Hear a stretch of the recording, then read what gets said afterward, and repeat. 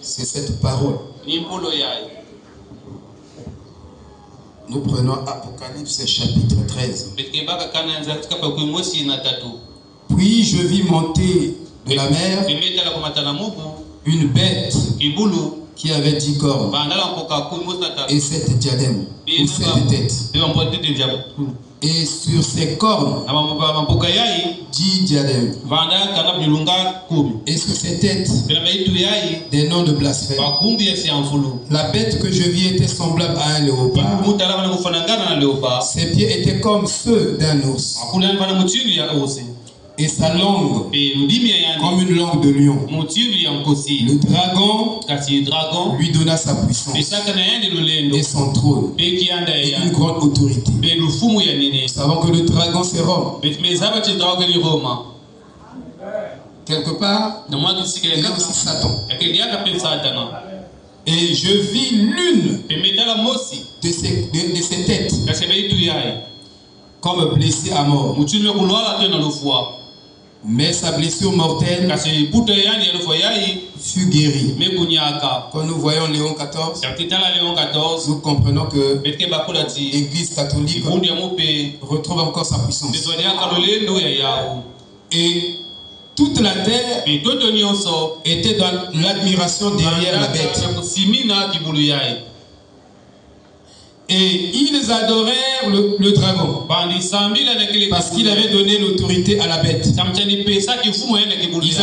Ils adorèrent la bête en disant qui est semblable à la bête et qui peut combattre contre elle. Dans le but même de l'Église catholique, c'est de modifier l'ADN. On appelle transhumain. Donc muter les gens afin que les gens deviennent comme des animaux. En ce moment-là, l'homme ne sera plus réfléchi, et il va se moquer de Dieu. Que tous les habitants de la terre professent des paroles blasphématoires contre leur Créateur. Ça, c'est le travail du diable. Alléluia. Je vous dis que c'est l'église de Satan. Je suis venu avec les preuves. Quand je dis quelque chose, c'est que je l'ai étudié des années. Je ne peux pas venir dire quelque chose aujourd'hui. Je prends beaucoup de recul. Et c'est très intéressant. On prend de recul pour voir le contour des recoins d'une vérité avant de à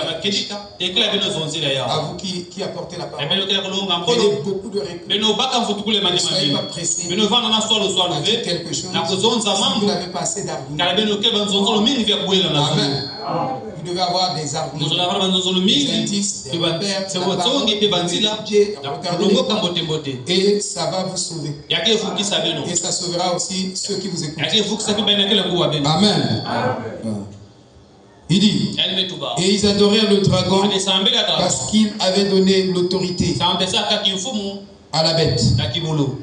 Voyez? Et il fut donné une bouche qui proférait des paroles arrogantes et des blasphèmes. Et il lui fut donné le pouvoir d'agir pendant 42 mois.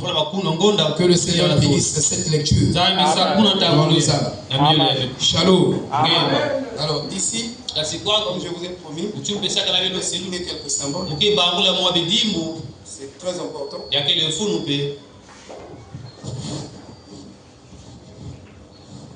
Donc une bête qui avait 10 corps. Vraiment, je souhaitais que vous soyez vraiment attentionnés. Vous êtes venus pour écouter la parole. Je vous en supplie d'être très attentionnés.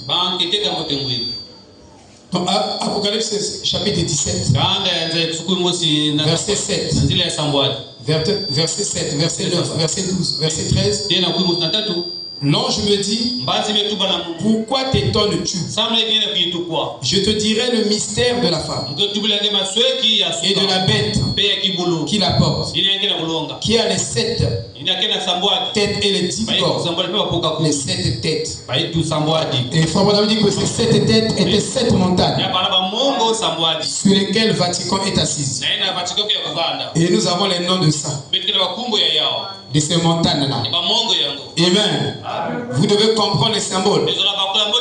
Parce que l'épouse doit entrer dans les paraboles, doit comprendre les paraboles, doit comprendre les symboles et aussi la terminologie.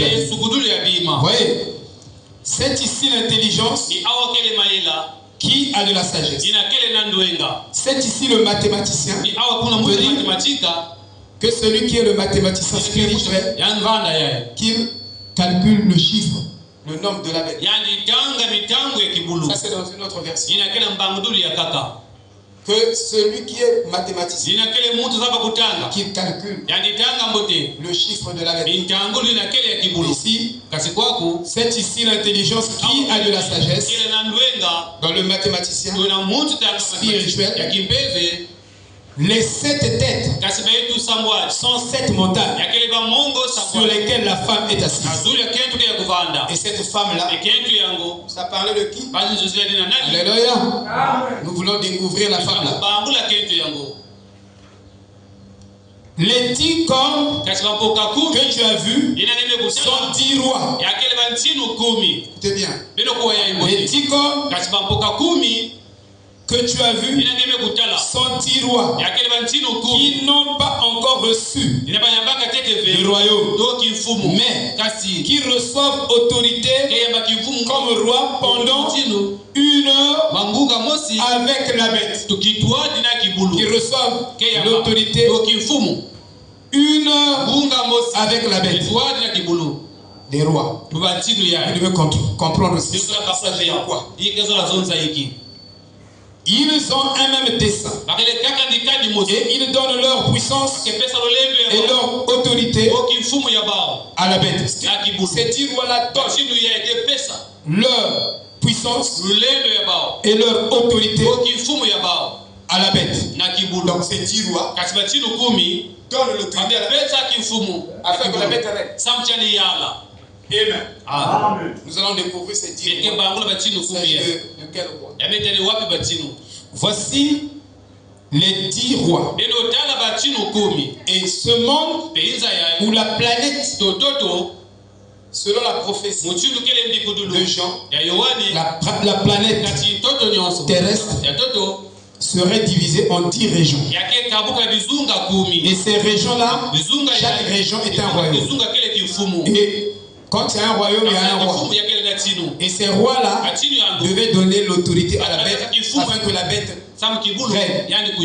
Or, l'Église catholique, il règne sur toute créature. Donc, il doit muter l'ADN des gens. Je vais expliquer pourquoi. C'est pourquoi ils ont fait l'essai selon Apocalypse chapitre 16 avec les vaccins de Corona. Ils ont fait une tentative d'essai. Ils ont essayé pour voir comment ça va marcher. Et aujourd'hui, il est montré qu'il y a beaucoup de gens qui ont reçu le vaccin. Quand vous rentrez à l'intérieur, je rentre seulement spirituellement. C'est un désert. Je rentre spirituellement. Et quand vous y rentrez, vous allez constater qu'il y a certains vaccins qui ont modifié l'ADN. Les corps ne pouvaient pas se modifier. Et ça détruit la partie spirituelle du cerveau. Ça détruit la partie spirituelle du cerveau. Je vais vous citer ici dans les archives. Il y a un côté spirituel du cerveau. Même Samuel, quand il est allé vers Isaïe, le père de David, pour oindre un roi, les frères de David étaient des costauds. Et quand il arrive, il voulait oindre celui-là. L'esprit dit non, je l'ai rejeté, c'est pas lui. Ainsi de suite. Alors, frère Branham dit que le cerveau de Samuel était en train d'être spiritualisé. Donc Dieu, il doit oindre ton cerveau. Si Dieu ne oint pas ton cerveau, tu vas raisonner avec la parole. C'est pourquoi Frère Branham dit, eux, ils ont besoin d'un baptême du cerveau. C'est pentecôtiste. Donc il faut un baptême du cerveau pour spiritualiser notre cerveau. Quand on dit l'état mental est constitué de l'esprit et du cerveau, et les deux sont en dialogue en permanence. Donc chaque seconde, ton esprit dialogue avec ton cerveau, ton cerveau dialogue avec ton esprit. Et une fois que ton cerveau est point, alors en ce moment-là, ton cerveau va commencer à spiritualiser ton esprit. Parce que ton ennemi, ton frère ennemi, ce n'est pas le pasteur interne, ce n'est pas le frère interne, ce n'est pas la soeur interne, mais ton frère ennemi c'est toi-même. C'est ton vieux homme. Et nous avons dit que Paul a appelé le vieux homme de toutes les appellations que vous allez prendre. L'homme charnel, l'homme ceci, mais ça parlait du vieux homme. Le moi. Il dit faites mourir le moi. C'est le vieux homme. Donc toutes ces appellations-là, toutes ces terminologies-là parlaient du vieux homme. Amen. Il était en train d'être spiritualisé. Et quand il était devant David, Dieu a encore ça. Pour dire c'est celui-là que j'ai choisi. Donc vous ne ferez pas un bon choix si Dieu ne vous oint pas. Vous avez besoin d'une onction de Dieu pour prendre une bonne décision. Tant que Dieu ne vous oint pas, vous allez prendre une mauvaise décision. Même Branham ne pouvait pas prendre une bonne décision si Dieu n'était pas avec lui. Il devait taper à côté. Bien que prophète. Et même les prophètes doivent être spiritualisés. Voyez? La majorité des gens dans le monde aujourd'hui ignorent que notre monde est déjà divisé en types de gens puissants, lesquels sont désignés comme royaumes, et les gens sont ignorants. C'est parlé dans la Bible. La Bible, c'est la vraie actualité. Et c'est le prophète qui rend la Bible au présent. Et le prophète est l'actualité de notre génération. Vous voulez comprendre même la politique mondiale. N'allez pas dans les livres historiques. Les livres historiques vont confirmer ce que le prophète a déjà dit. Je vais vous citer des prophéties que le prophète a données qui s'accomplissent même sur Trump avec les Arabes. Il est allé embrasser l'ennemi d'Israël. Mais avant, c'est les États-Unis qui prenaient parti pour Israël. Quand Israël était en conflit avec les Arabes, avec toutes les nations, parce que Dieu a dit que celui qui maudit Israël sera maudit. Israël, c'est son fils. Donc, vous, en tant que nous, en tant que nation, ce que nous faire, c'est de bénir Israël. Parce que c'est le peuple de Dieu. Mais les États-Unis d'autrefois prenaient position pour Israël. Mais pas aujourd'hui. Parce que le catholicisme, c'est immisérable. On a compris tout ça. Alléluia. Amen. Il dit, on dit régions puissantes, lesquelles sont désignées comme royaumes. Déjà, 45 ans passés, les Nations Unies ont formulé la charte. Et par un processus graduel de régionalisation.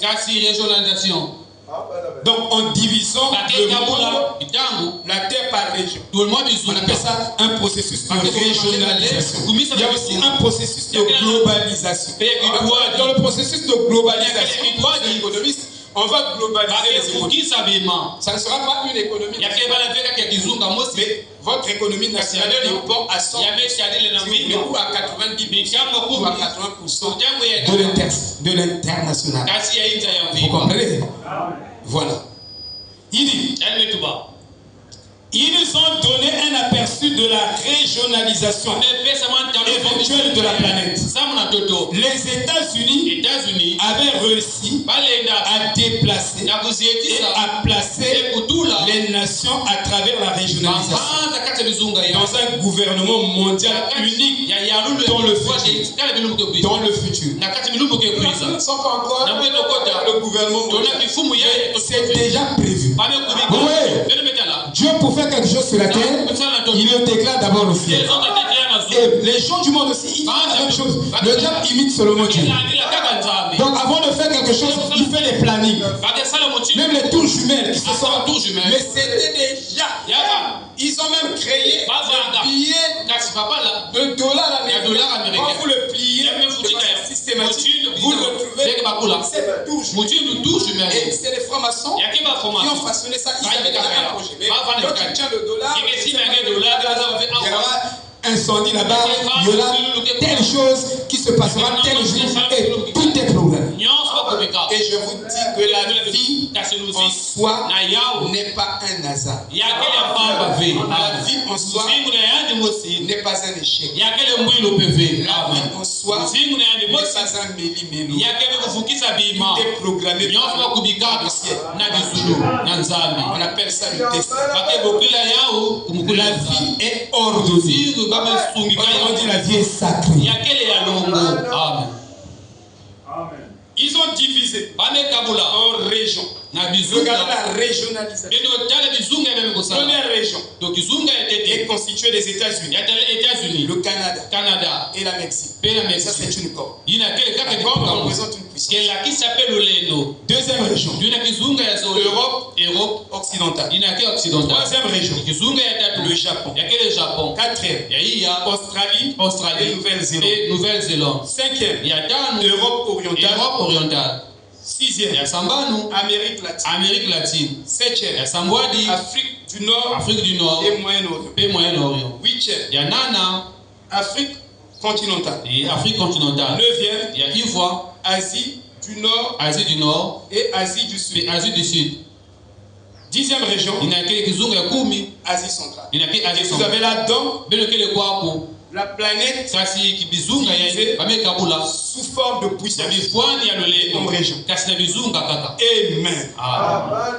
Voici vos 10 corps. Mais il y aura une constitution nationale déjà prévue. Et dans cette constitution, il y a une nouvelle constitution nationale qui va régir le monde.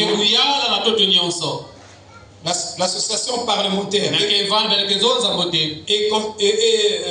l'association parlementaire et constitution mondiale, ils disent que cette constitution aura une monnaie unique. Et déjà dans cette constitution, et cette monnaie va régir tous les échanges entre les nations. Nation congolaise ou nation zaïroise ou béninoise. Il n'y aura plus de nations. Il n'y aura qu'une seule nation, un seul pays, une seule monnaie, un seul pape, un seul président qui est le pape. Et Madame dit, c'est le pape qui a la capacité. Il a le pouvoir d'arrêter les guerres, d'échanger les guerres. Un mot du pape, une force de loi. Alléluia. Vous devez connaître tout ça. Parce que le message nous enseigne.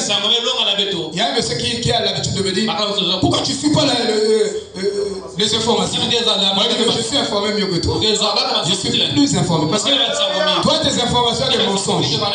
Mais chez moi, il y a la vérité.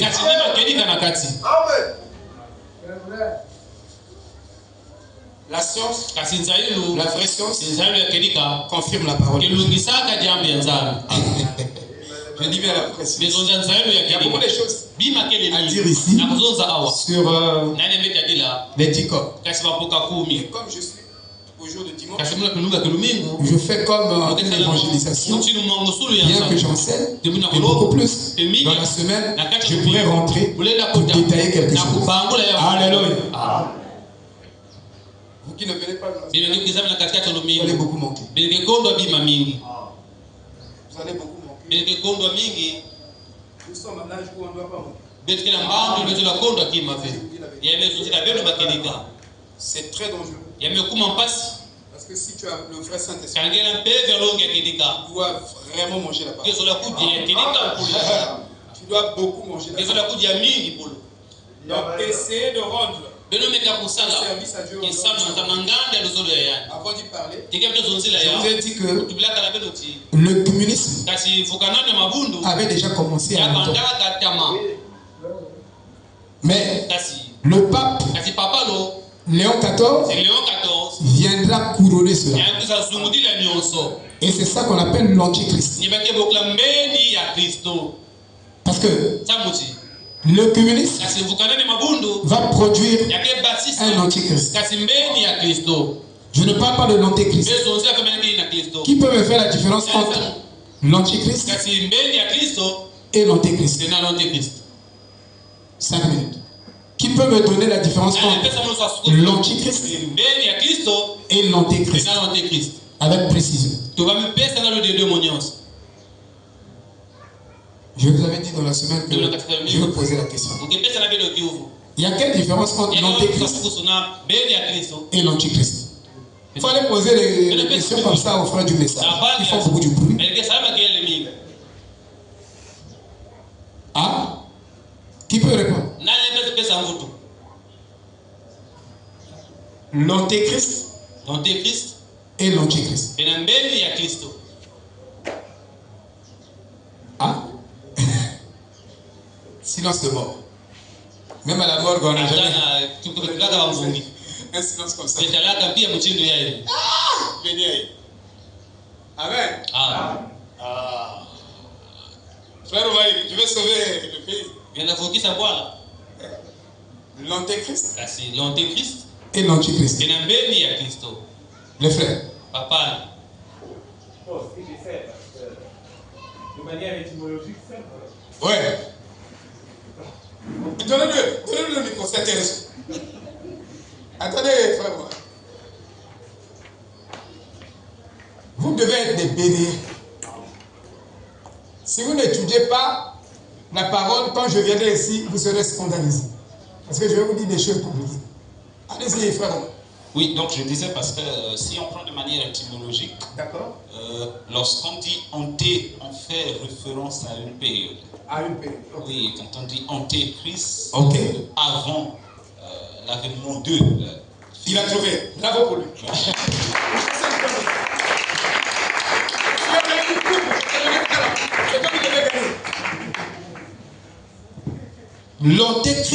L'antéchrist, c'est ce qui précède Christ. C'est ce qui vient avant. Et ce qui vient avant ici, ce sont les enseignements. Les enseignements qui sont hors de la parole. C'est pourquoi vous verrez des systèmes. Merci beaucoup, frère. Je savais qu'il pouvait répondre. Je me dis non. Force avec lui. C'est en anglais. Tu voulais dire la même chose? Demi. Attends-moi aussi. Qui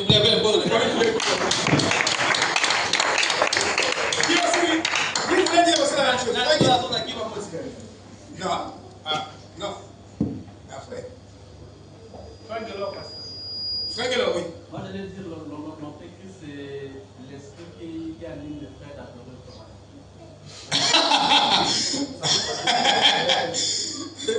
Acclamons aussi.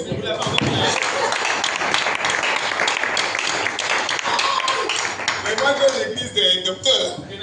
Attention. Merci beaucoup. Que Dieu soit loué. Merci beaucoup, frère. Je suis fier de vous. Alors, je vais dire quelque chose. Je vais dire. Essayez de rendre service à Dieu. Je vous dis ceci. Au paragraphe 98, je crains que beaucoup de ces choses aujourd'hui, ça c'est le prophète, il dit, lorsqu'un grand docteur, un des plus grands pentecôtistes, il dit, un des plus grands pentecôtistes s'est retrouvé devant le groupe religieux l'autre soir à Chicago J'étais censé avoir cette réunion avec les hommes d'affaires. Mais j'ai pensé que je serais à ce moment en Afrique. Je suis revenu juste un jour avant que ça commence. Et ils choisirent un grand pentecôtiste intellectuel qui se leva et leur dit que ce mouvement écuménique était de Dieu. Il dit que ce mouvement vient de Dieu. Mais nous savons que la dénomination produit l'organisation. Et l'organisation produit la marque de la bête. Donc il n'y a pas marque de la bête sans organisation. Nous sommes en train d'étudier l'œcuménisme et la séparation. Donc vous ne devez pas rentrer dans ce système. Parce que c'est un système trompé et trompeur. Donc vous ne devez pas y mettre. Ne mettez pas votre nez dedans. Amen. Parce que nous allons le prouver pourquoi. Et nous avons dit ici, quand quelque chose est prouvé comme étant la vérité, vous n'avez plus besoin de reprouver ça deux fois pour l'utiliser. Je n'ai pas à démontrer 5 fois, 6 fois, 10 fois le théorème de Thalès pour que je dise quand je suis devant un exercice. Je sais déjà que c'est vrai. Le sang de Jésus-Christ nous guérit de toute maladie. Je ne peux plus démontrer ça. Je ne peux plus prouver ça. C'est de l'incrédulité. Il est démontré que ce sang a guéri des milliers, des millions, des milliards, des milliards. Donc je n'ai aucun doute sur ça. Et je vais vous montrer que chaque fois que vous doutez d'une promesse, si tu as cru la promesse, cette fois-là te rapproche de la promesse. Et dès que tu doutes, même un seul doute t'éloigne de cette promesse. C'est comme si le doute te fait chuter en bas de la pyramide. Donc quand tu crois une promesse, tu dois garder ta foi seconde après seconde sur cette promesse-là si tu veux le voir se manifester. Si ici tu crois, là-bas tu doutes, en fait c'est toi qui es en train de distancer cette promesse de toi. C'est pourquoi la promesse ne se manifeste pas. Parce que Dieu ne travaille pas avec le doute. Dieu ne travaille pas avec les raisonnements. Et Dieu ne travaille pas avec les questions. Si tu crois une promesse et tu commences à interroger Dieu, comment ça va se faire? Alors, cette incrédulité te ramène en bas de la pyramide. Tu dois recommencer. Et tu feras encore comme ça. Quand tu arrives ici, ne chute plus. Continue. Tu arrives à la hauteur. Ta foi atteint la hauteur de cette promesse. Et beaucoup de gens manquent la promesse à cause de ça. Ils croient que bon, comme je vais le douter, je suis libre de croire et de douter à chaque heure, à chaque minute, chaque jour. Aujourd'hui, tu crois, demain, tu crois pas. C'est pourquoi la promesse ne se manifeste pas. Donc tu dois douter de tes doutes chaque seconde. Et tu crois la parole chaque seconde, tu verras cette promesse se manifester devant toi. Si ce n'est pas cela, à moins que la souveraineté de Dieu entre en ligne de compte, sinon tu n'auras pas la promesse. Tu vas vieillir, tu ne verras pas cette promesse. Vous devez savoir comment travailler. Amen. Comment les choses fonctionnent en Dieu. Ce n'est pas dans l'anarchie, c'est vient avec des déclarations des zélateurs misérables. Et ils choisissent un grand pentecôtiste. Il dit que ce mouvement écuménique était de Dieu. Et il dit qu'il reviendrait tous. Que même l'église catholique va revenir à cette condition originale. Il dit, nous parlons en langue. L'église catholique aussi va commencer à parler. comme évidence. Ainsi de suite. Ne sachant pas que c'est un piège du diable. Ne sachant pas que c'est un piège du diable. Et un homme que je ne connaissais pas, quelquefois, vous plantez de la sémence sans savoir ce qui va arriver. En tant que chrétien, que tu sois pauvre, que tu sois riche, tu dois planter partout la plante de ton pied full plante. Parce que tu ne sais pas quelle est la sémence qui va germer. Et je ne viendrai pas ici pour qui n'avez pas l'argent. Nous sommes en train de faire quelque chose. Ça, c'est assez juste. C'est ce que les anciens avaient fait. Ils ont dit que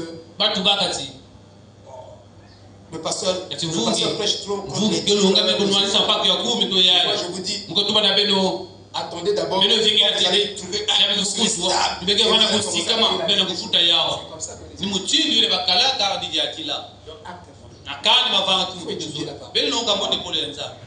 il donnait aux nouveaux l'impression qu'ils avaient plus d'amour.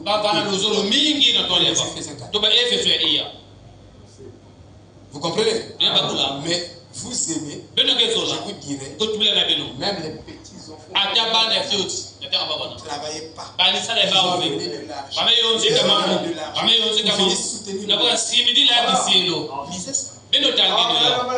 Donc, que tu travailles pas, quand on dit qu'il faut cotiser ici, il ne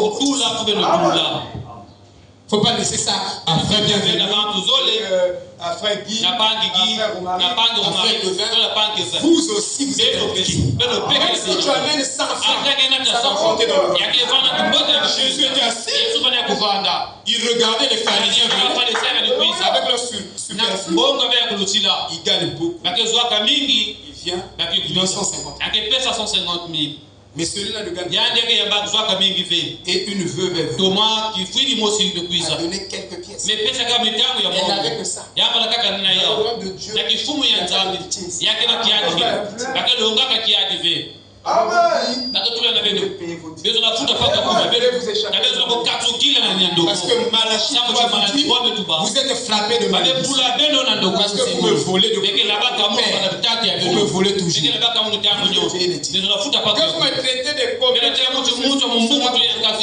traitez de pauvre.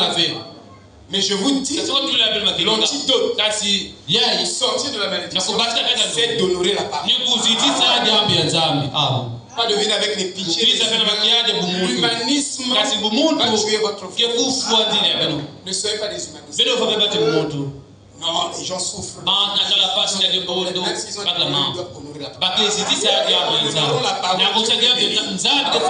Honorons la parole.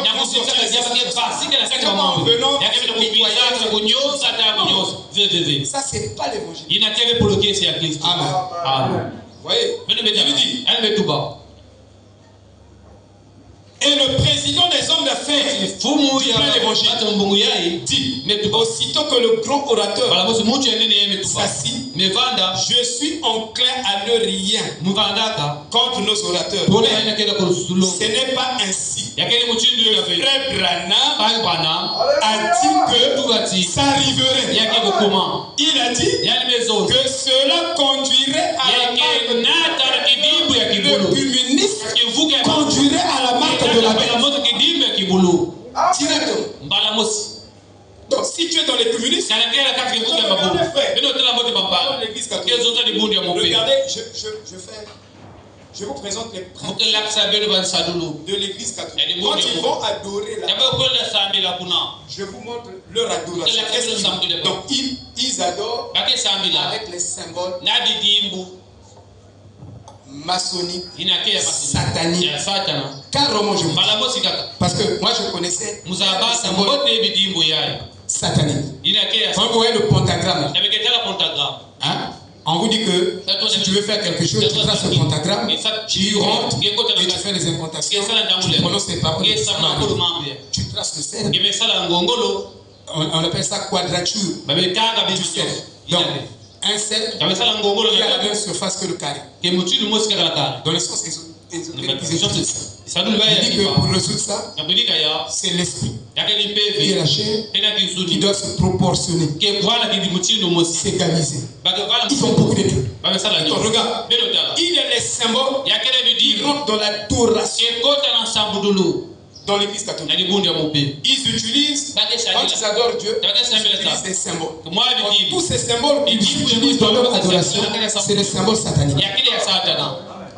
C'est pourquoi je vous dis, c'est une église de Satan. C'est un repère des oiseaux impurs.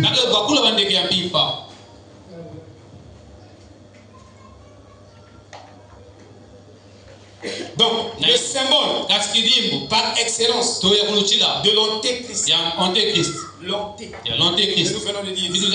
Le symbole par excellence. Il dit, quand nous prenons 2 Corinthiens 11, verset 14 à 15. Et rien d'étonnant à cela. Car Satan lui-même se transforme toujours en ange de lumière. Satan se transforme en ange de lumière. C'est pourquoi ne vous étonnez pas, il est le président du monde. Il va utiliser la politique pour appliquer la marque. Il rentre, il s'immisce même dans la politique. Pas seulement dans la religion. Mais ils sont païens. C'est comme beaucoup de gens viennent c'est des païens. Je vous dis. Beaucoup de gens viennent dans le c'est des païens. Mais porte le nom. Nous sommes dans le tabernacle. Je suis dans l'ancien évangile. Ça ne veut rien.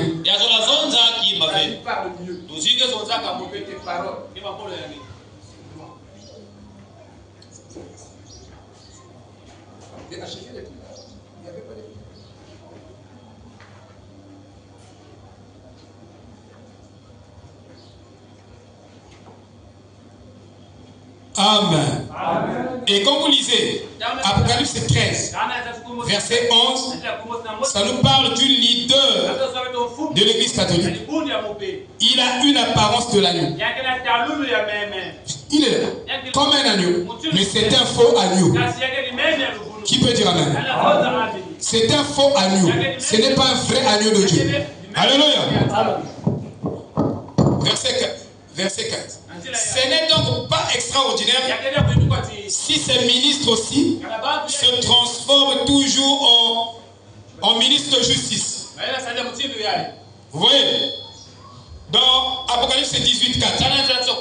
Si vous ne voulez pas participer avec elle à ses péchés, séparez-vous. C'est quoi on dit écuménisme et séparation. Donc, le problème ici, vous devez vous séparer de l'écuménisme.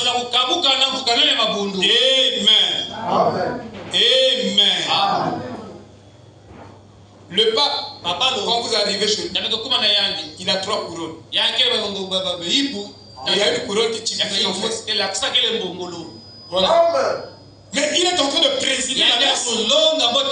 Portons son voilà, son impoyani.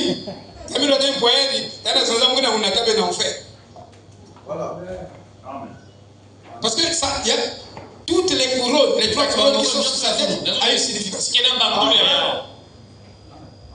Donc il y a une signification du couronne qui dit que je vous emmène en enfer.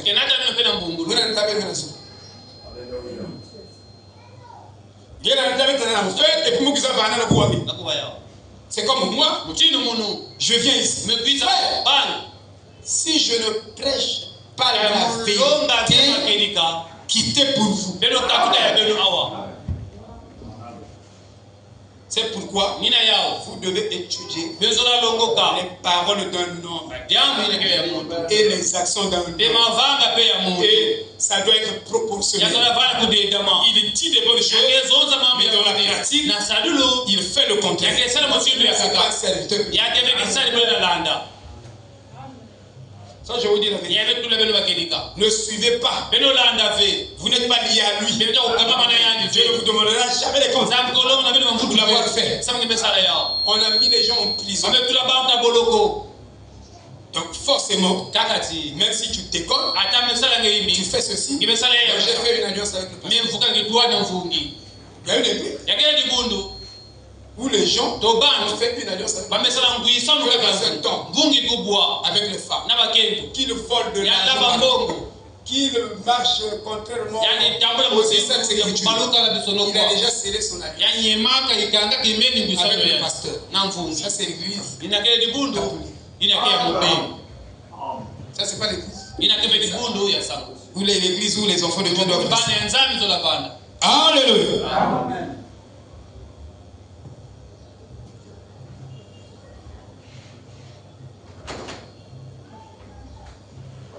Le pape, tel que Léon XIV, il y a des papes qui ont effectué 50 fois le tour du monde. Il va de lieu en lieu. Les gens le croient. Les gens ont plus même peur des papes que des pasteurs, que des frères. Il dit, Apocalypse 17, et il me dit, les eaux que tu as vues, là où est assise la prostituée, des peuples, et des foules, et des nations, et des langues, mais je voulais rapidement vous dire, les rois de la terre se sont prosternés devant et c'est vrai. Moi j'ai les images des rois de la terre ici là. J'ai beaucoup de rois. Les rois de la terre se sont prosternés. La Bible dit ça. Tous les rois de la terre reçoivent son leader comme un roi. Ils acceptent le pape comme un représentant de Dieu. Il n'y a pas d'autre leader ayant le même effet. On va le recevoir comme un homme de Dieu. Mais le pape, ils utilisent des images dans leur adoration. Ils utilisent les images et ils adorent les images. Il y a une congrégation ésotérique qui prend la photo de la colonne de feu et ils utilisent ça dans leur méditation. Et ils appellent cette photo, ils ont donné le nom à Frère Branham, un nom initiatique, un nom ésotérique. Ils adorent la photo là. Le Frère Branham, il s'agenouille devant la photo. Puisque dans ces congrégations, on s'agenouille devant l'image du grand maître. Je peux vous expliquer la démonologie. Vous serez très étonnés. Parce que nous avons fleuri ça. L'adoration. Ils adorent ça. Et ils appellent le prophète Paul Verlaine. Donc Branham, on l'appelle Paul Verlaine. Selon ces ésotéristes, il dit qu'il est le plus grand dans l'histoire de la spiritualité. C'est lui le plus sommet. Que lui, Branham était initié. Jésus aussi était initié. Il était le fils de Zoroastre. Dans l'Antiquité là-bas, il était la réincarnation de Zoroastre. Quelque part, il dit que Zoroastre s'est réincarné en Jésus. Et je vous dis, quand j'ai lu ça, c'est à partir de ce livre-là que je devais devenir fou. Quand j'aimais les sciences ésotériques. Quand j'ai lu que Zoroastre, Jésus était la réincarnation de Zoroastre, ça m'a donné un coup de choc. J'ai senti comme si je voulais pas fouler. Là, je n'étais même pas dans le message. Là, je n'avais jamais vu le message. On m'avait donné un livre. J'ai dit, ah non, Jésus ne peut pas être la réincarnation. Je ne comprenais pas. Je dis non, c'est faux. C'est faux. C'est faux. Mais hier, le Père ne faisait pas attention. Vous comprenez? Donc, c'est des sectes qui ont des mensonges, des sublimes mensonges, des super mensonges, comme l'Église catholique. Donc, ils vont tailler des images, des divinités, Et ils vont adorer.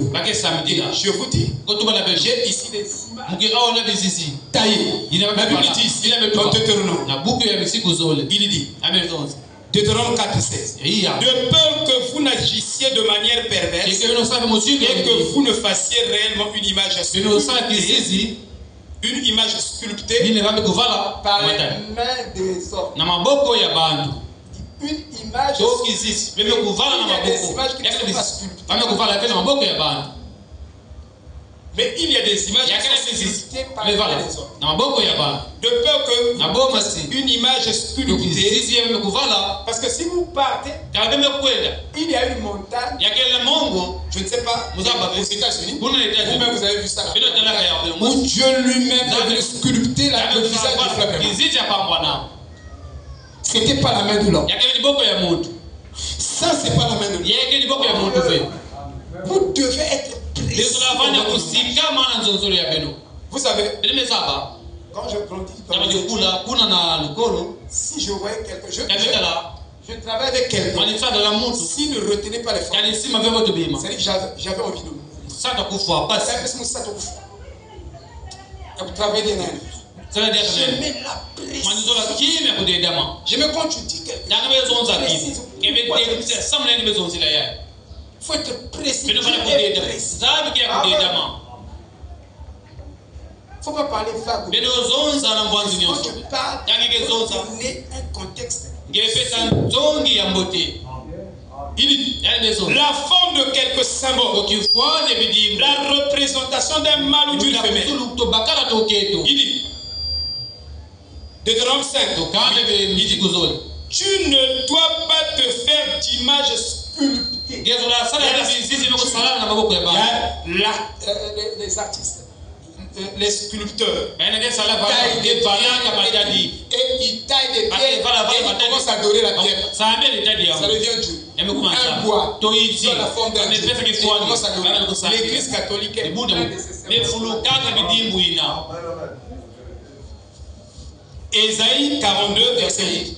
Je suis Jéhovah, c'est là mon nom. Et je ne donnerai pas ma gloire à aucun autre, ni ma louange aux images taillées.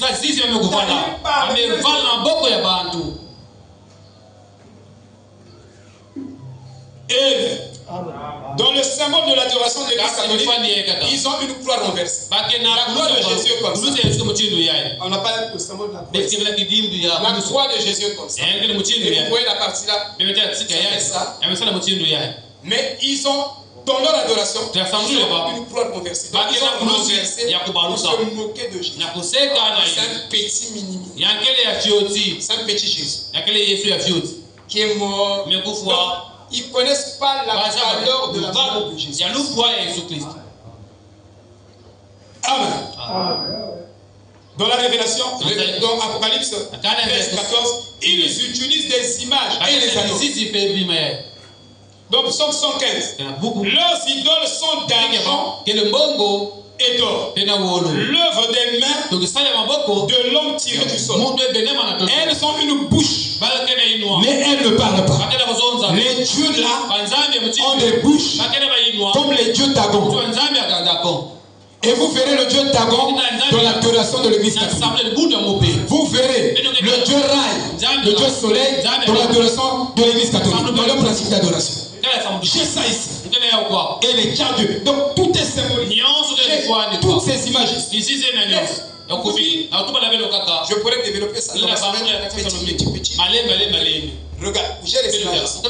Et toutes ces images que j'ai, ils ont reproduit à reproduire toutes les images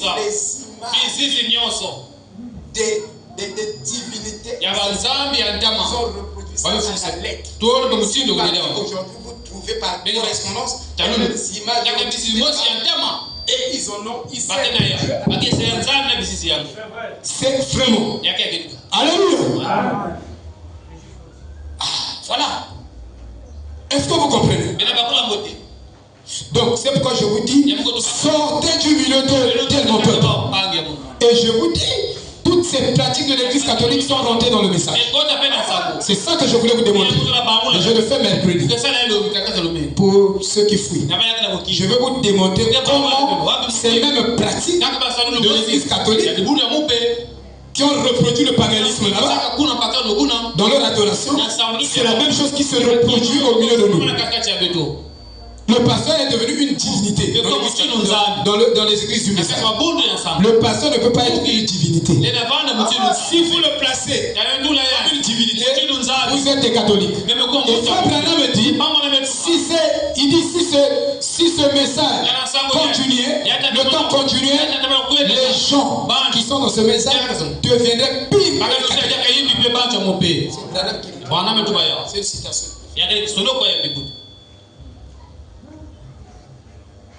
Donc je ne peux pas prendre le pasteur comme Dieu. Non, c'est mon frère. Le pasteur c'est mon frère. C'est mon frère. C'est mon petit frère. C'est mon grand frère. Mais il a reçu la grâce de nous apporter la grâce. Mais ça ne fait pas de lui Jésus. Il n'est pas un sauveur. Il n'est pas un guérisseur.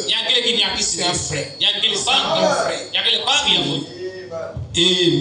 Amen. Voyez-vous, frère. Oh là, que Dieu nous aide.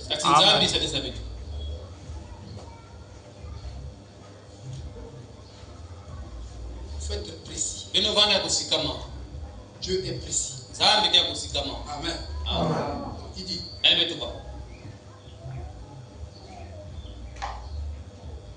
Il a dit, je ne suis pas unitaire. Eh bien, il était unité. Frère Branham dit qu'il n'était pas unité. Mais et pourtant, il croyait à la triunité. C'est différent. Frère Branham croyait à la triunité. C'est-à-dire un seul Dieu. Vous devez comprendre cette différence. Amen. Mais il dit, je ne suis pas unité. Mais il n'était pas ce genre d'unité. Où il y a Dieu le Père, Dieu le Fils, et Jésus-Christ, le Fils de Dieu. Il est lui-même le Père. Ça, vous avez la Trinité au milieu de vous. Et je vous dis, beaucoup des églises du message sont des Trinités. Ils prennent Jésus-Christ, le Fils de Dieu, comme Dieu le Père. Frère Branham dit que Jésus n'était pas un, comme votre gloire est un. Il dit, lui et le Père étaient un dans le sens où le Père habitait pleinement en lui. C'est dans ce sens-là. Quand Dieu habite pleinement en vous, dans toute sa plénitude, il vous efface. Bien sûr. Vous êtes effacé. Ce n'est plus moi qui vis, mais c'est le Fils qui vit en moi. Voilà la vérité. Voyez, vous, donc les gens doivent comprendre dans quelle manière, dans quelle façon le prophète nous a présenté de Jésus et le Père. Les gens doivent comprendre ça. Ils cherchent pas à comprendre. Mais ils sont des trinitaires. Si vous avez un trinitaire du haut de votre échelle, vous avez un faux prophète de Dieu au milieu de vous. Dans notre pensée, on est catholique. On est catholique. Parce que pour nous, il y a trois dieux. Dieu le Fils et le Saint-Esprit. Et vous savez que les démons voyagent avec ces noms comme ça. Alléluia. On ne peut pas les séparer entre vous. C'est la même chose. C'est un malentendu. On appelle ça un malentendu. Les gens ont des malentendus. Il dit, Jésus n'est pas son propre père. Parce qu'un enfant, un seul enfant, ne peut pas avoir deux pères. On dit que son père était le Saint-Esprit. Son père était Dieu. Donc ça veut dire, le Saint-Esprit, c'est Dieu. Dieu, c'est le Saint-Esprit. Parce qu'un seul enfant ne peut pas avoir deux pères. Même génétiquement, c'est prouvé. Une prostituée qui peut sortir dans la rue comme ça, il s'amourache à une vedette et il peut mentir un jour, il porte la grossesse, il dit que je suis allé avec la vérité. On dit, bon, il n'y a pas de problème. Étude sanguine. On va vérifier l'ADN, les gènes, tout de l'enfant. Est-ce qu'il y a un croisement de tu es menteuse. Alléluia. La science prouve ça. Je vous ai dit, il y a des choses dans la parole qui sont difficiles à prouver. Mais Dieu se sert aussi de la science pour démontrer certaines écritures bibliques. Par exemple, il y a un homme qui a épousé une femme qui avait un rein malade. Et les médecins disent que si on opérait le rein de la femme pour changer un autre rein, ils disent que la femme ne peut pas supporter ça. Cette opération est atroce. La femme va mourir. Bien sûr. Alors, l'homme l'a dit, je crois ce que la parole dit, que l'homme quittera son père et sa mère, s'attachera à sa femme, et les deux deviendront une seule chair. Il dit, comme j'ai les reins sains, alors laissez-moi donner mes reins sains à ma femme, qui avait des reins malades. Et au travers, et les médecins ont demandé que l'homme là, quand il dit qu'au travers des fluides sur le dos, la colonne vertébrale, il y a eu échange. Au fur et à mesure, l'homme vivait avec sa femme, vivait avec sa femme, vivait avec sa femme, vivait avec sa femme.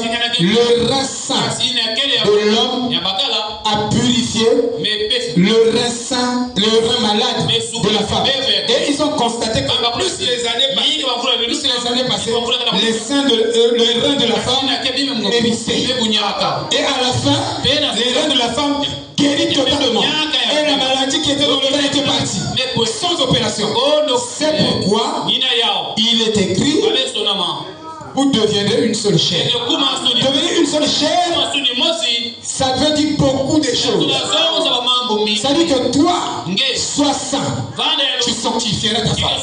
Il a même dit, quand l'homme et la femme, le croyant et le croyant se marient, le croyant sanctifie les enfants. Les enfants qui sont saints à cause de la sanctification de leur père et de leur mère. Vous comprenez? C'est pourquoi je dis, il y a beaucoup de choses que vous ne pouvez pas démontrer facilement comme ça. C'est pourquoi Frère Branham dit, la science confirmera cette parole. Donc il y a certaines vérités scientifiques qui viendront pour rendre clair certaines écritures. Retenez ça. Et dans le message, il est encore complexe. Il y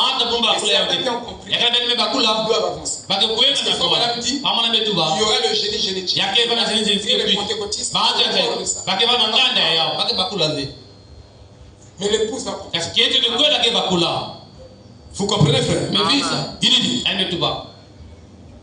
Jésus n'est pas son propre père. Et tous ceux qui croient ça, dans le message, Jésus est son propre. Ils ont une conception trinitaire qui revient depuis Babylone. Mais ils ne le savent pas. Écoutez, je vais vous dire. Pas question de forme en forme la doctrine de l'unité que les gens de l'unité enseignent. Le Jésus seul. C'est ce que c'est. C'est pas différent. C'est pas différent. Donc, la doctrine de Jésus, dont Jésus lui-même il est venu mourir à la croix. Non. Le Père avait un attribut qu'on appelle Fils de Dieu. Et le Père avait un attribut, alléluia, qu'on appelle Fils de Dieu. Mais cet attribut Fils de Dieu, il devait manifester cela en tant que rédempteur. Donc il a créé lui-même par la naissance virginale, sans l'apport de Marie, sans l'apport de Joseph, sans une vierge concevue. Donc Dieu a créé un sang. dans le sang là se trouvait toute la vie de Dieu était condensée dans le sang et Dieu a placé ça dans la matrice de Marie. Marie n'a servi que de couveuse. Et la fille qui était là-bas avait besoin des protéines. Manger, ça. Il faut madame dire, la vie se mêle avec la chimie. Mais est-ce que les aliments là n'avaient pas un apport pour modifier l'ADN? Parce que c'était un ADN, le sang qui était créé là, était un sang pur qui devait contourner la séance. Donc il n'y a pas eu l'apport de Marie. Parce que quand Marie revendique, je dois dire femme, qu'a-t-il entre toi et moi? Je te dois rien. Donc tu as joué seulement le rôle de la mère aigle qui a couvé au même moment l'œuf, et les œufs des petits poussins. Elle a servi de couverture. Et si vous comprenez la naissance originale, vous serez guéri. Je me dis que dans le sang là, se trouvaient tous les attributs rédempteurs du Père. Il était Jéhovah Rapha. Jéhovah Nissi. C'est pourquoi Jésus approuve. Amen. Et on dit que le Jéhovah de l'Ancien Testament, c'est Jésus-Christ du Nouveau Testament. Le Jésus-Christ du Nouveau Testament, c'est le Père qui est Jéhovah de l'Ancien Testament, qui est revenu entrer dans son Fils unique pour mourir pour nous. Donc Dieu ne pouvait pas mourir sans ce corps, parce que Dieu est esprit. L'esprit ne peut pas monter à la croix et être crucifié. Pour être crucifié, il devait rentrer dans un corps qui saigne. Dans le sang de Jésus que nous invoquons, c'est le sang de son Père. Donc Jésus et le Père ont le même sang. C'est pourquoi dans ce corps de Jésus avait la même fréquence. Ce corps avait la même fréquence que Dieu.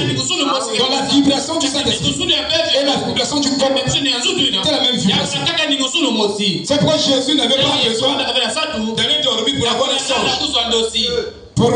ou d'avoir une vision.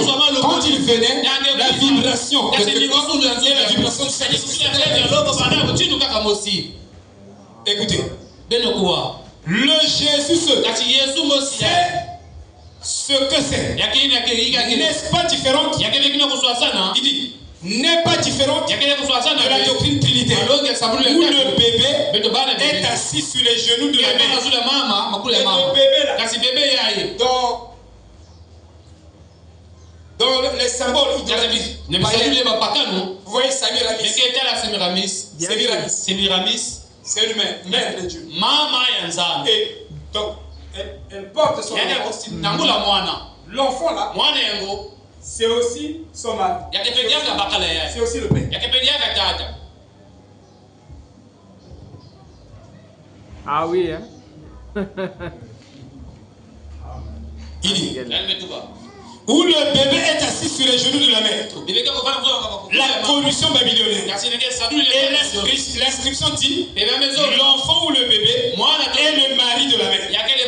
Tu vois, dans cette divinité-là, maman met au monde un enfant. Elle dit que l'enfant là c'est l'enfant Jésus. L'enfant là Dieu.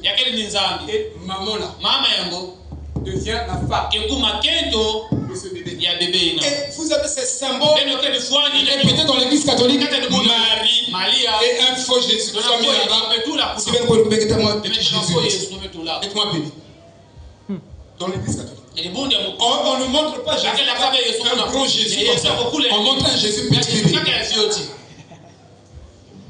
Donc c'est lui, le mari de Marie. Le mari de Marie. C'est une bonne façon de dire, non? En d'autres termes, il est son propre père. Vous voyez?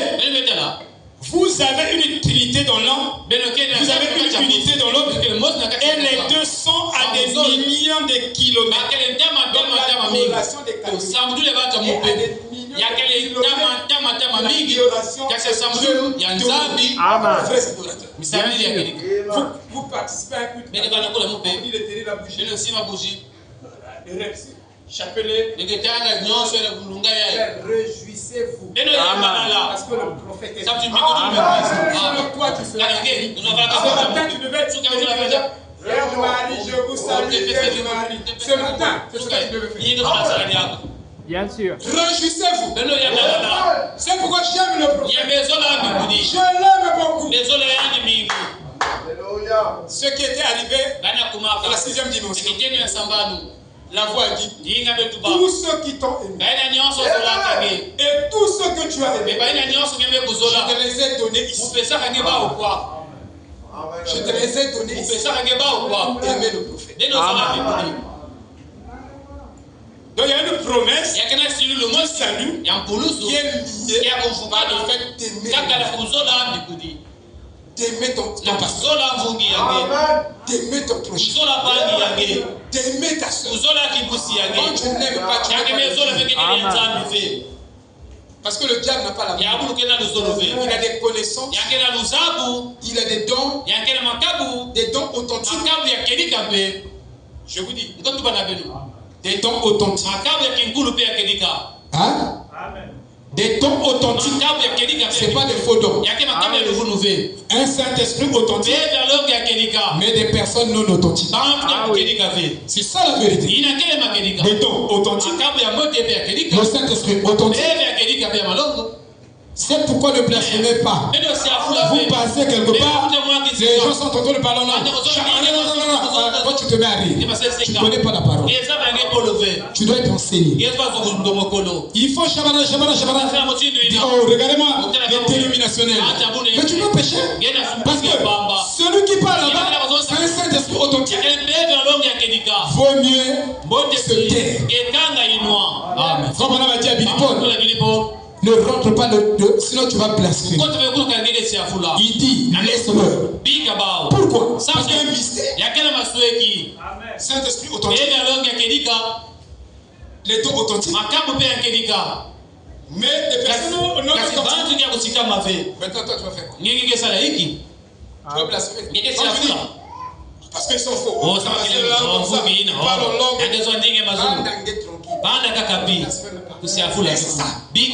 C'est pas ton problème. Dieu ne t'a pas demandé ton avis. Alléluia. Amen. Amen. Dieu ne te demande pas la vie. Moi je veux que vous soyez un pas des agités. Maintenant frère, comme le temps est passé, on va monter dans des points. On verra ça dans la semaine. J'ai préparé beaucoup de choses.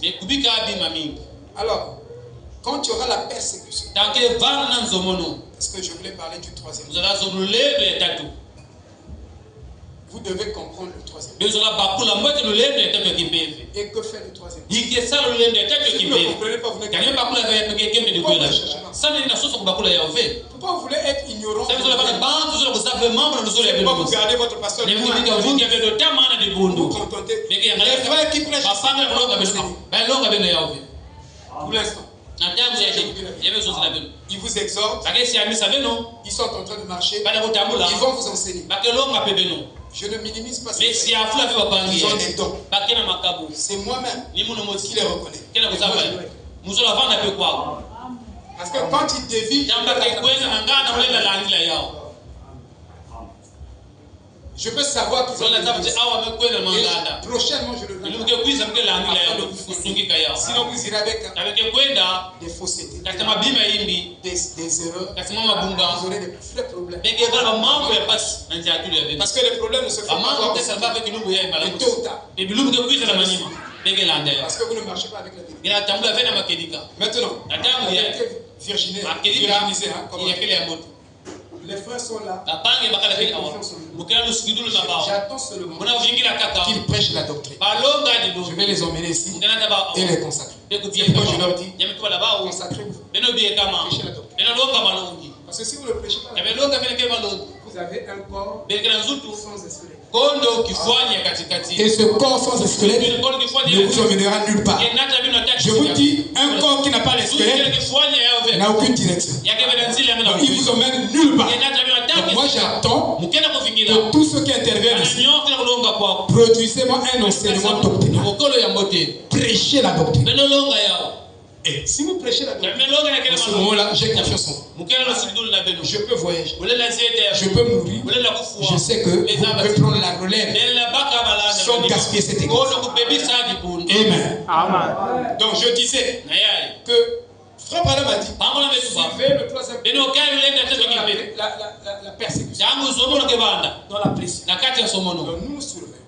C'est pas parce que le pape 14 est là, Léon 14, donc l'enlèvement va se faire bientôt, dans 2 jours.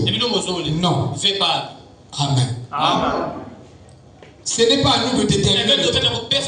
Ça peut se faire aujourd'hui. Dieu est souverain. Mais nous, notre problème, d'être prêts tous les jours. Mais nous savons que Dieu nous a déjà donné le signe. Léon 14 est là. C'est un signe. Maintenant, apprêtons-nous. Soyons conséquents. Si j'étais humoriste, c'est mieux. Et quand tu auras cette persécution, alors vous gardez la foi. Vous gardez la foi. Maintenant, je vais lire quelque chose. J'ai étudié la nuit longuement.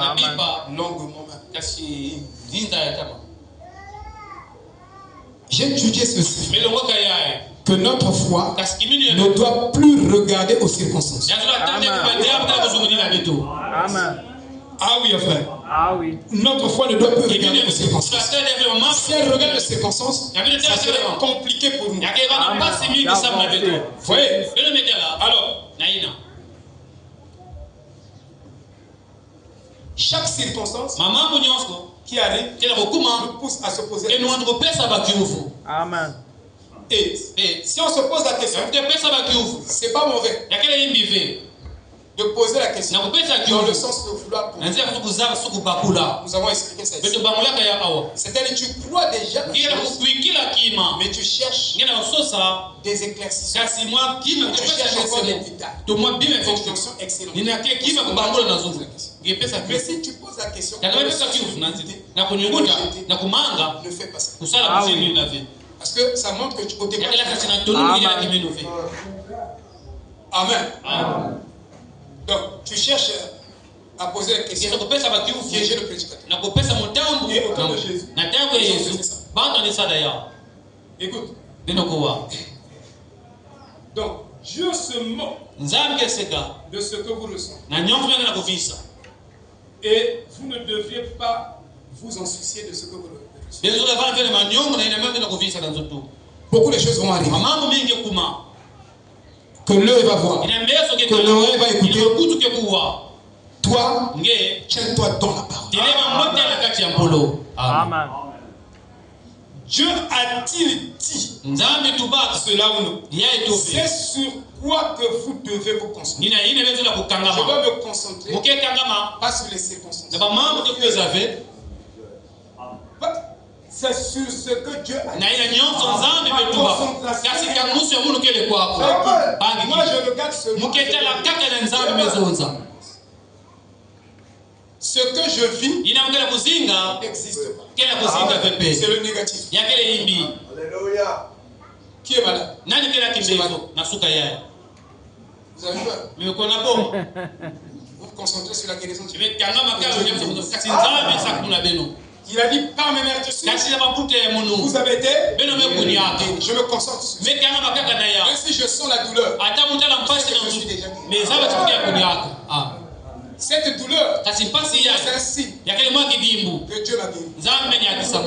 Il fait toujours plus sombre avant le lever du jour. Et quelle que soit la durée du soleil, il finira par se sortir. Et les nuages que je vois ne veulent rien dire. Parce que les nuages cachent seulement la lumière du soleil. Tout ce que vous vivez, le négatif, produit le positif. Amen. Alléluia. Il n'y a pas de positif sans négativité. Amen. Quand il y a beaucoup de négatifs, c'est là où le positif va sortir. Un chrétien sait que tout concourt au bien de ceux qui aiment Dieu. Dieu fera tout concourir pour mon bien. Alléluia. Je suis un maître de ma vie. Il y a quelqu'un qui conduit ma vie. Vous ne devez pas perdre votre temps sur ce que vous pensez. Vous n'arrivez plus à manger. Je bois. Je mange. Alors tu restes à ne pense pas. Récite la parole. Je suis déjà guéri. Même si je bois, ça sort. Je sais que je suis. Même si je mange, ça sort. Je sais que Dieu m'aime. C'est comme ça que la foi travaille. La foi ne travaille pas avec les dons. Si je fais, ça sort. Après Chidéric, je dis donc c'est pas efficace. Je dois aller voir le médecin. Peut-être qu'il y a quelque chose. Peut-être qu'il y a quelque chose. Même s'il y a quelque chose. Dieu est créateur. Bernard me dit la guérison divine est une création. C'est une nouvelle création. Dieu est capable de tout modifier dans ton corps. En un clin d'œil. Amen. Amen. S'il y a quelque chose, si Dieu peut arracher ça, et quand il arrache, tu ne l'auras même pas mal. Dieu te pose la question, à quel moment il a arraché ça? C'est Dieu qui guérit. Toute guérison vient de Dieu. Il est l'auteur de la guérison. Amen. Oh là là. Il dit, dans Matthieu 13, verset 53. Lorsque Jésus est achevé ses paraboles, il partit. S'étant assis dans sa patrie, il enseignait dans la synagogue, de sorte que ceux qui l'entendirent étaient étonnés et disaient, d'où lui vient cette sagesse? Ah oui. Frère, la sagesse terrestre et la sagesse céleste sont à des kilomètres de distance. L'est et l'ouest. Amen. Quand vous avez la sagesse qui vient de vous, cette sagesse, elle est douce. J'ai les notes ici, mais le temps fait défaut. Les gens posaient des questions. D'où lui viennent cette sagesse et ces miracles? N'est-ce pas le fils du charpentier? N'est-ce pas Marie qui est sa mère? Jacques, Joseph, Simon et Jude. Ne sont-ils pas ses frères et ses sœurs? Ne sont-elles pas toutes parmi nous? D'où lui viennent ces choses? Et il était pour eux une occasion de choix. Mais Jésus lui dit, un prophète n'est méprisé que dans sa maison. Et dans sa maison.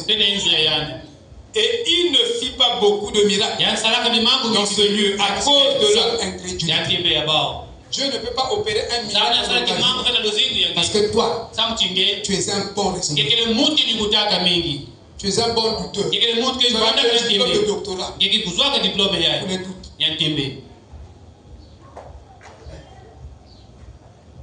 Tu as le professorat de raisonnement. Les gens pensent que pour être raisonneur, tu ne peux pas faire les études. Non, ça ne dépend pas de ça. C'est un problème de sémence. Il y a de destination. Alléluia. Parce que j'ai vu des gens qui n'ont pas fait de longues études. Mais c'est des boudeurs. C'est des boudeurs. C'est des raisonneurs. Quand au frère Madame a parlé de ça, laisse ça. C'est pas dans le contexte. Quand tu inventes. Ils ont posé cette question. Au lieu de remercier Dieu pour ses miracles, ses sagesses, pour ce qu'il faisait, ils ont posé cette question qui montre la folie totale de l'homme.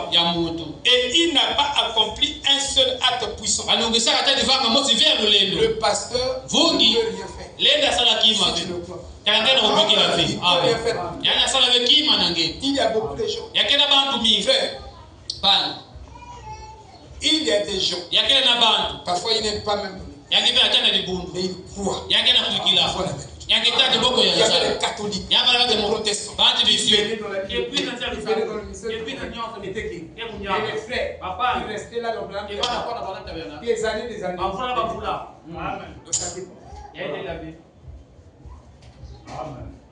Dieu, il honore la foi. Il n'honore pas le nom de et il n'a pas accompli un seul. Il s'est éloigné d'eux. Vous commencez à questionner Dieu. Comment il va faire le choix? Quand je vous dis ici, vous allez acheter la parcelle. Je vous ai dit. Parce que c'est Dieu qui me dit ça. Si je dis ça, et que vous ici, vous mettez à raisonner, à douter, ça ne va pas arriver. Et vous allez dire que le pasteur, il fait des déclarations. Mais ça ne se fait pas. Mais tu sais, à la base du jugement, Dieu va t'appeler. Parce que c'est toi le douteur. Parce que par ton incrédulité, tu peux empêcher la guérison de quelqu'un. Le pasteur fait trop de déclarations. Il est inspiré. Mais c'est à toi de croire. Si tu ne crois pas, ça ne se fera pas. Et voilà. Et puis tu vas donner la... Tu vas accuser le pasteur. Bien sûr, vous êtes des accuseurs de péché. C'est pourquoi je vous parle comme ça. Amen. Vous commencez à questionner Dieu. Et comment il va faire ces choses? Il s'en va tout de suite. Le prédicateur dit, Dieu m'a donné une révélation. Nous allons avoir un grand quelque chose. Une grande campagne missionnaire. Nous allons envahir Capitaine Baka. On va construire une église. Pour faire quelque chose. Alors, les questions vont venir. Mais tout va venir là. Et dès que vous posez la question, Dieu vous appelle. Dieu. Ne allons pas raconter.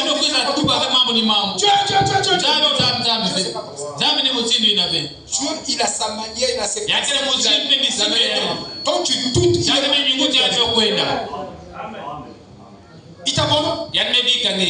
Il ne traite pas avec des raisonneurs. Adoris, quand tu vas là, tu as 30 ans. Ces jours-ci, tu auras un enfant.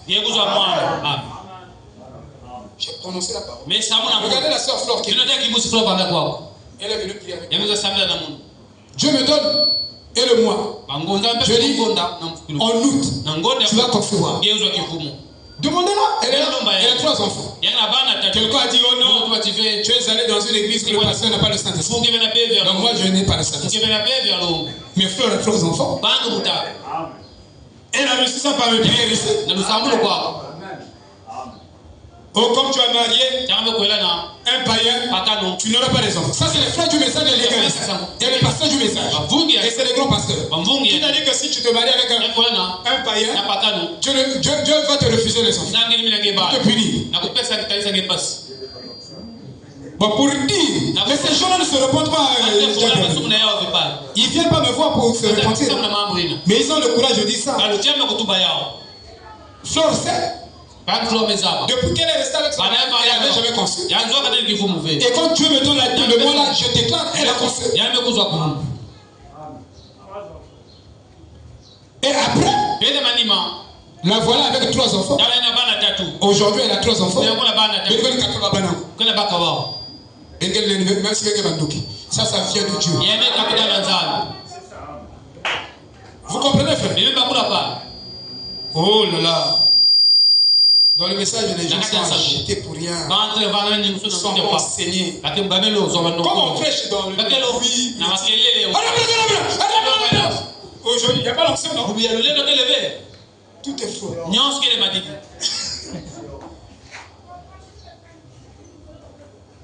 Les émotions ont pris le dessus sous la révélation. Il y a une différence entre les émotions.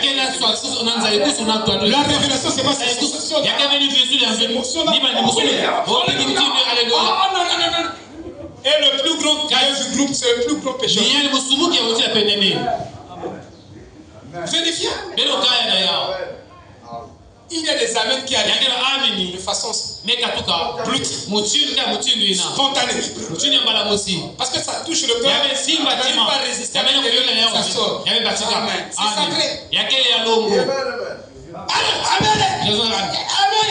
Amen, c'est sacré. Regardez notre forme de bébé. S'il n'y a pas ça, le pasteur ne peut pas prêcher.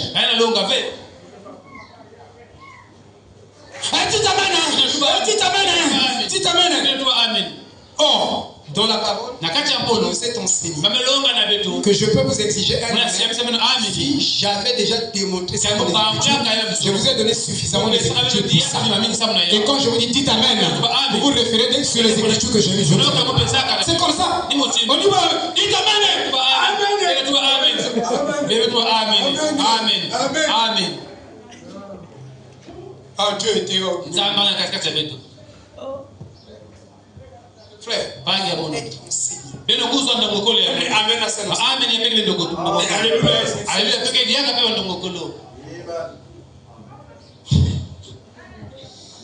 Alléluia. Mais voilà. Il dit, là vous l'avez perdu. Vous vous êtes coupé la gorge. Vous ne croyez pas une révélation. J'aurais à dire, il va pleuvoir. Et les gens se sont demandé. Où va venir là? Il y a déjà des écrits. Non, je n'ai pas à comprendre le processus. Dieu n'est que dans les processus. Mais ta foi ne doit pas suivre les processus. Ta foi doit être présente et instantanée. Donc moi je crois et Dieu entre en scène dans les processus de sa parole. Mais quand il y a le processus, c'est pas toi qui contrôle. Le processus de la croissance. Quand je sème, je prends une sémence. La germination, que ça se passe. Je ne contrôle rien.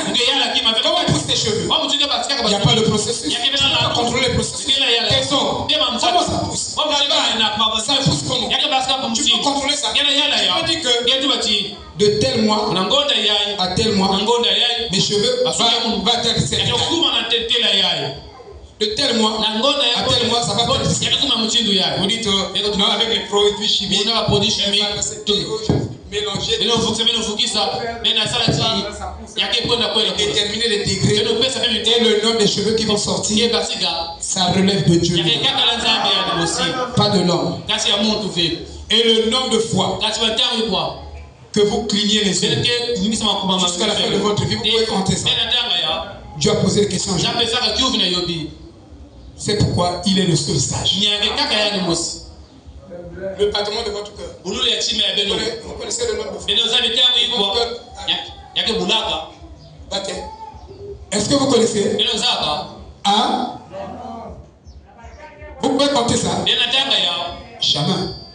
Donc, il faut se soumettre à la sagesse. Il n'y a que Dieu qui est sage. Alléluia. Amen. La foi part, mais elle ne se pose pas de questions. Tu commences à poser la question, à t'inquiéter, c'est que tu n'as pas. Quand tu vois quelque chose, quand tu confesses cette chose-là, passe maintenant à autre chose. Dieu te guérit. Au nom de Jésus. Le Seigneur te guérit. Ne reste plus. Si tu restes là,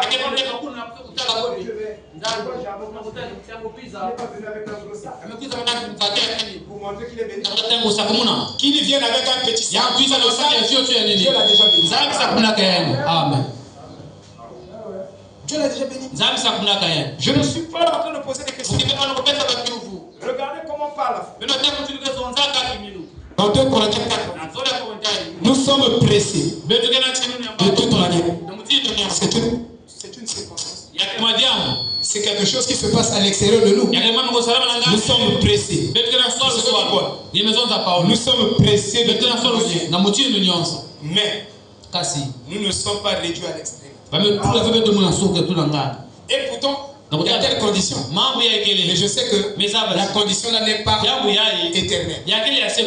C'est une condition passagère. Je vais reprendre la vie normale. Je suis déjà guéri. Même si je ne mange pas aujourd'hui, demain je mange. Parce que c'est transitoire. Parce que la foi est efficace. Et elle produit les résultats. Dans la détresse, nous sommes dans la détresse, mais non dans le désespoir. Nous sommes dans la détresse, mais pas dans le désespoir. Parce que nous avons l'espoir. Quelle que soit la tribulation, Dieu est pour nous. Qui sera contre nous? Un seul homme avec Dieu est majorité. Vous voyez?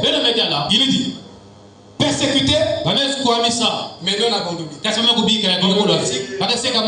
On me rejette, je ne m'aime pas. Je sais que Dieu m'a quitté. Persécuté, non abandonné. Abattu, mais non perdu. Portons toujours avec nous dans notre corps l'amour de Jésus. C'est pas tout. Afin que la vie de Jésus soit aussi manifeste dans nous. Il dit, car nous qui vivons, nous sommes sans cesse livrés à la mort à cause de Jésus. Afin que la vie de Jésus soit aussi manifestée dans notre chair. Ainsi, la mort agit en nous et la vie agit en nous. Comme nous avons le même esprit de foi qui est exprimé dans cette parole de l'Écriture, j'ai cru, c'est pourquoi j'ai parlé. Si tu crois, tu dois parler. Si tu dis que tu crois, tu ne confesses pas, c'est-à-dire que tu n'as pas la foi. Moi je viens, je vais faire des déclarations. Si vous doutez, Dieu vous tiendra pour les mais moi, j'ai cru, c'est pourquoi je ne parle pas. Dieu, avant de prononcer la parole, il croit d'abord ce qu'il va dire. Alléluia. Il croit sa propre parole. Oh my. Nous aussi, nous croyons. C'est pour cela que nous parlons. Vous voyez donc, vous dites ce que vous croyez. Regardons à nouveau cette écriture. La pensée par pensée. Nous sommes pressés de toute manière. C'est ce que l'œil voit. C'est ce à quoi la chair fait face. C'est la circonstance qui vous entoure. Mais que dit la foi? Et pourtant, elle n'est pas réduite à l'extrémité. Nous sommes pressés de toute manière. C'est ce qui se passe tout autour de vous. Et pourtant, non réduite à l'extrémité. Regardez la pensée suivante. Les conditions disent que nous sommes dans la détresse. Mais la foi dit, nous ne sommes pas dans le désespoir. Les conditions disent que vous êtes persécutés. Mais la foi dit que même si nous sommes persécutés, et Dieu est toujours avec nous. Il prend soin de nous.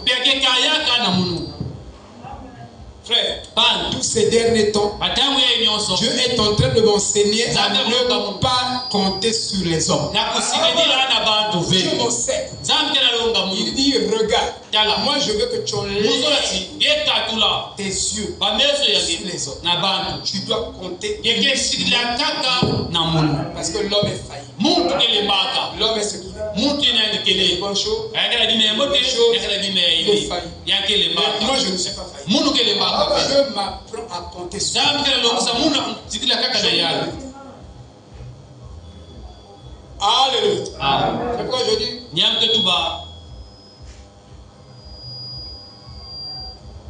si tu as un vrai appel, viens prêcher.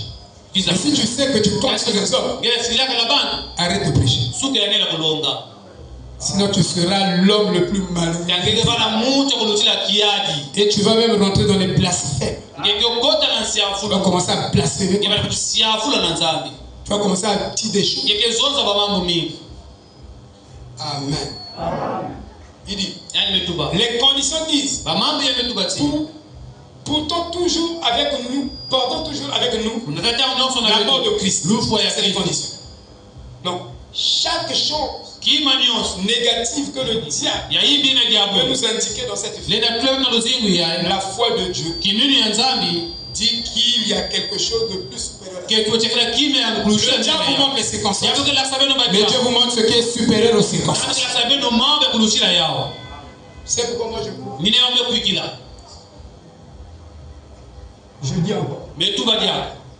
Le mois là. Gonda ya. Ne finit pas. Quel mal savait? Adoris. Ingrid. Vous aussi. Dénoté. Je déclare ça. Maison Zaya. En tant que serviteur de Christ. Mutu kisali ya Kristo. Donc si ta foi, quel est le éclaireur membre? Quel est bon membre zote? Yanifana yana katuna kote nansi. Yanigwena nsikeka. Si yange. Kana yange. Que bagala risque façon moi. Makaka mutu ni mosive. La foi, c'est un risque. Je vous ai déjà expliqué ça. Shalom.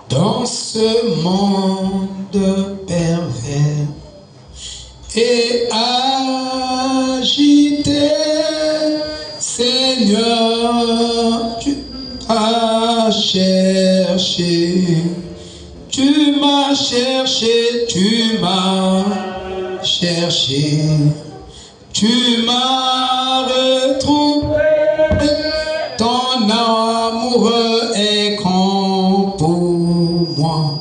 Jésus m'aime, oh,